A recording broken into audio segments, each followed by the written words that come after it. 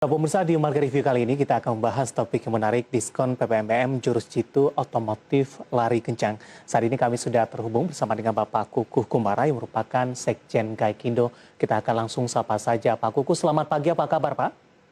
Selamat pagi, terima kasih. Kabar baik. Semoga demikian juga dengan Pak David ya.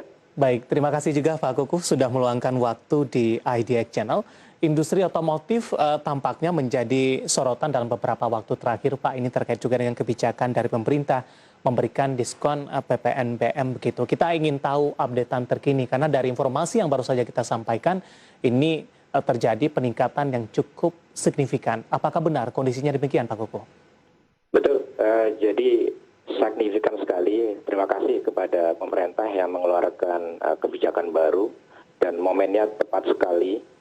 Di saat tadi kita bicarakan tren COVID-19, kasus barunya cenderung menurun, dan kemudian vaksinasi 1 dan 2 sudah berjalan, dikeluarkan kebijakan ini, dan kemudian momennya juga menjelang Lebaran. Nah, ini naiknya luar biasa, tadi dikatakan wholesale 70% lebih dibanding dengan bulan Februari, di kisaran 80 ribuan lebih. Ini sudah mendekati atau seperti pada kondisi sebelum pandemi. Dan dari tipe-tipe kendaraan yang mendapatkan insentif atau relaksasi pajak PPNBM-nya, itu kenaikannya luar biasa, sekitar 172%. Dan ini akan mendorong semakin bergeraknya industri otomotif, dan ekosistem industrinya kita harapkan juga bergerak. Dan kalau ini bergerak, ada cukup banyak orang yang akan mendapatkan manfaatnya. Mudah-mudahan ini juga bagian dari upaya untuk percepatan pemulihan ekonomi nasional. Nah, inilah yang kita harapkan, karena mata rantai industri ini cukup besar, kontribusinya terhadap PDB juga di kisaran 4%, demikian juga ekspornya. Jadi bukan hanya pasar domestik yang terbantu, namun juga ekspor kita, dan pada akhirnya juga akan membantu ekonomi nasional di Indonesia. Begitu Pak David. Baik, selain kebijakan PPNBM, Pak Kukuh, apakah ini juga didorong dengan perbaikan kondisi begitu Pak di tengah pandemi COVID-19? Kalau kita bandingkan dengan tahun 2020, masih belum ada kejelasan vaksin begitu. Di 2021, vaksinasi sudah berlangsung, kemudian PPNBM kebijakan diskonnya juga diumumkan. Artinya keoptimisan dari para konsumen ini ada dari dua arah, Pak, yang menyebabkan ini peningkatan penjualan terjadi, Pak Kukuh. Betul. Jadi kalau kita bandingkan dengan tahun lalu, di saat pandemi mulai ya, itu kan ada PSBB, pembatasan, di mana masyarakat tidak bisa, dealer juga tidak bisa buka, harus ada pembatasan. Calon konsumen tidak bisa melihat atau datang ke dealer, ini menyulitkan.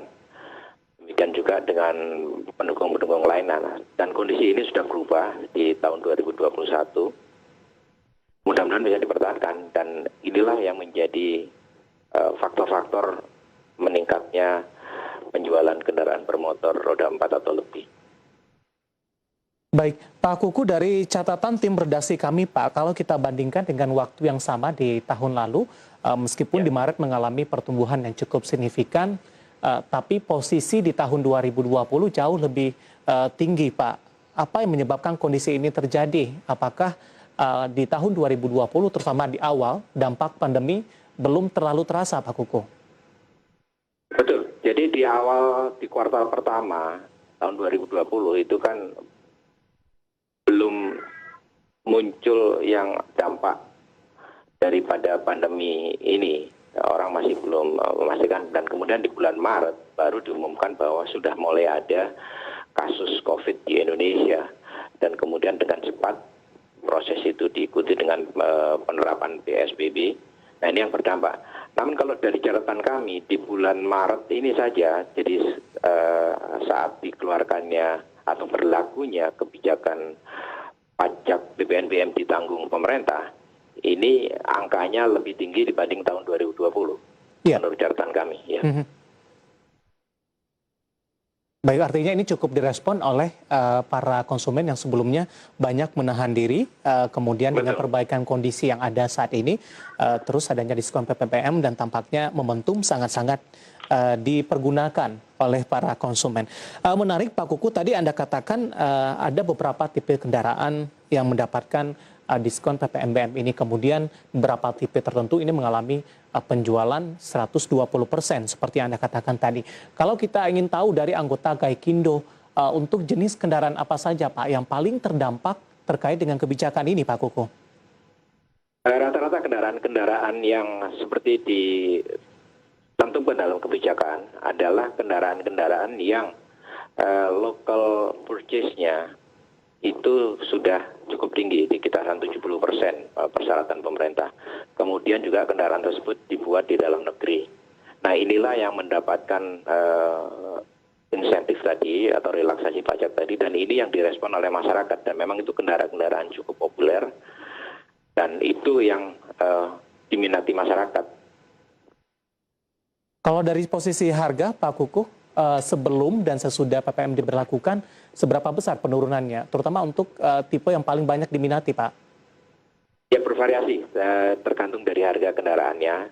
Namun kisarannya kan seperti dikatakan bahwa itu pembebasan pajaknya kan rata-rata di kisaran antara 10 sampai 30%. Dan itu dihilangkan dengan tidak adanya PPNBM, maka penurunannya juga makin tinggi harga kendaraan tersebut, maka diskonnya juga makin tinggi karena presentasi tadi. Ada berapa puluh juta mungkin Pak bisa di-share ke kita penurunan dari harga? Mungkin untuk satu jenis tertentu sebagai contoh Pak Kuku. Saya tidak punya angka pastinya, namun ya kalau sebagai contoh misalnya harga mobil yang 250 juta, nah harganya itu adalah harga pabrik, bukan harga yang sudah di dealer.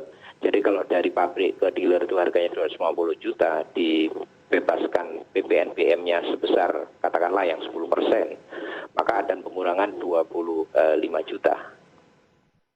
Baik. Pak Kuku, menarik, kita akan jeda terlebih dahulu, nanti kita akan lanjutkan kembali Pak, dan pemirsa bersama kami, Marga Livi akan segera kembali. Sesaat. Baik.